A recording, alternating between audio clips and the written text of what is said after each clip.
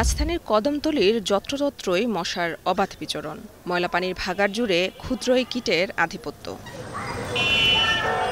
ঢাকা দক্ষিণ সিটি কর্পোরেশনের কদমতলী, শনিরাখড়া, দনিয়া এসব এলাকায় গত বছর ডেঙ্গু ঝুঁকির জন্য রেড অ্যালার্ট জারি করা হয়। এবছর ডেঙ্গু মৌসুম শুরুর আগেই এসব এলাকায় বেড়েছে মশার উপদ্রব। একদিকে গরম, তার উপর মশার কামড়ে অতিষ্ঠ বাসিন্দারা। কোনো দোকানদাররা বলতে পারে না, এই যে কদ্দুর একটা ফাইভের মতো আনা কদ্দুর ওষুধ দেওয়া জায়গা ছেড়ে। মশাও আছে অনেকটি, মশার কারণে বসা যায় না, বাইরেও দাঁড়ান যায় না, তাও আমরা দিনও বসা যায় না।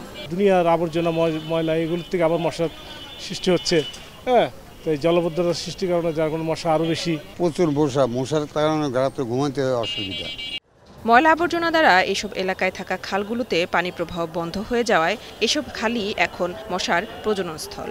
এলাকাবাসীর অভিযোগ, প্রতি বছর এই এলাকায় ডেঙ্গু রোগী বাড়লেও মশা নিধনে নেই কার্যকরী উদ্যোগ। হাওয়া মেশিনে ধোঁয়া দিত, অনেকদিন যাবত এই ধোঁয়াগুলোও দেয় না, এই জন্য মানুষের রোগ হয়ে যাচ্ছে মশার কামড়ে।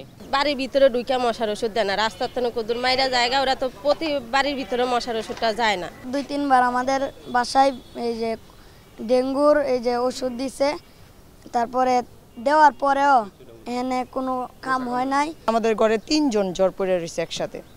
আমার ছেলে অসুস্থ, মেয়ে অসুস্থ, নাতি অসুস্থ।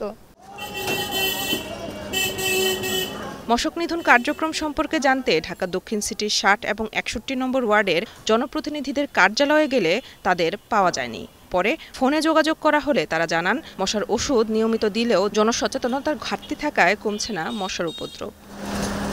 মেহরিন অ্যানি, এখন, ঢাকা।